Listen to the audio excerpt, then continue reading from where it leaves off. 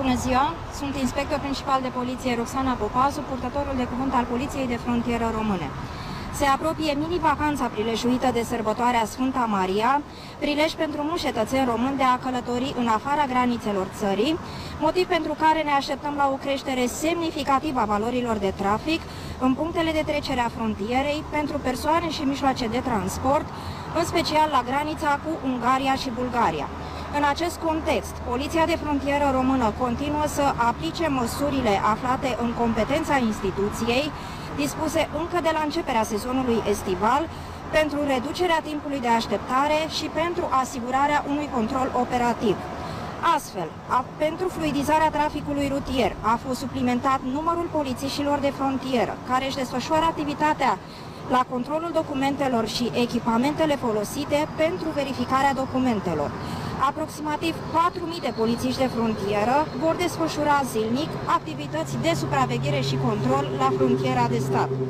Subliniem faptul că este folosită la maximum infrastructura punctelor de trecere a frontierei, în limita configurației acestora.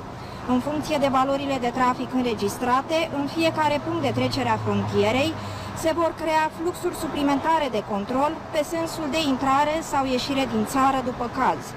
În același timp, au fost dispuse măsurile necesare pentru supravegherea sporită a frontierei de stat în punctele de trecere a frontierei și în zona de competență.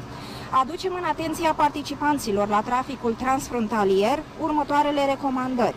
În condițiile în care, conform estimărilor, cele mai tranzitate puncte de trecere vor fi cele de la frontiera cu Ungaria și Bulgaria, iar cele mai mari valori de trafic sunt înregistrate în punctele Borș și Nădlac 2, respectiv Giurgiu și Vama Veche, recomandăm călătorilor utilizarea și a celorlalte puncte de trecere deschise traficului internațional de la granița de vest și de sud.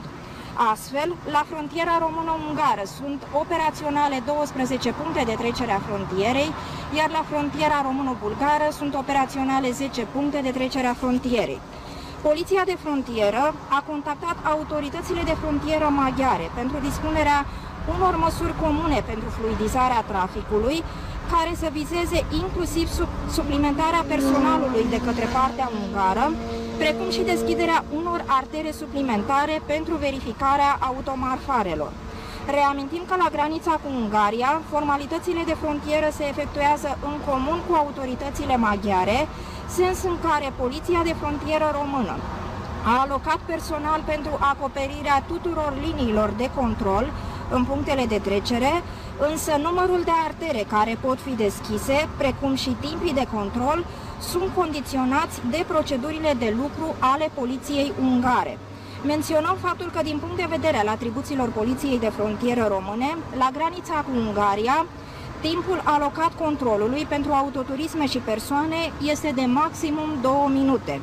Pentru evitarea aglomerărilor, dar și pentru scurtarea timpului de control, Poliția de Frontieră Română recomandă pregătirea din timp a documentelor de călătorie pentru efectuarea formalităților de frontieră cu celeritate. În ceea ce privește călătoria minorilor, recomandăm părinților ca înainte de plecare să consulte condițiile de călătorie în străinătate, disponibile pe site-ul Poliției de Frontieră Române, astfel încât să fie evitate situațiile neplăcute în care acestora nu li se permite ieșirea din țară.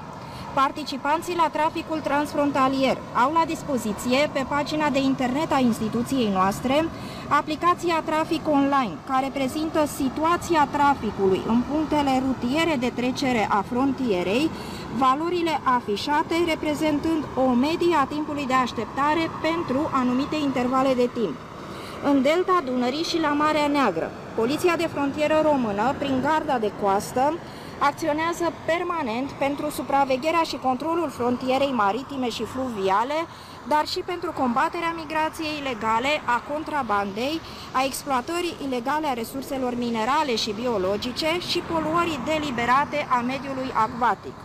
De asemenea, atragem atenția persoanelor care vor să-și petreacă concediul pe litoral să nu se aventureze la distanță mare de țărm și să nu utilizeze ambarcațiuni neadecvate pentru navigație, în special când vremea este nefavorabilă. În situații de urgență pe mare, recomandăm cetățenilor să solicite sprijinul autorităților apelând numărul de urgență 112.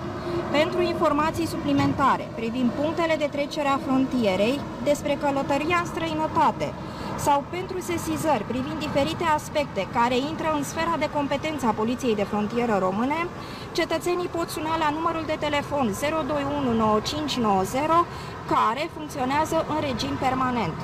Totodată, apelăm la înțelegerea tuturor celor care tranzitează frontiera națională în această perioadă, cu mențiunea că depunem toate eforturile în vederea asigurării unui echilibru între securitatea cetățenilor și fluența traficului de călători. Vă mulțumesc!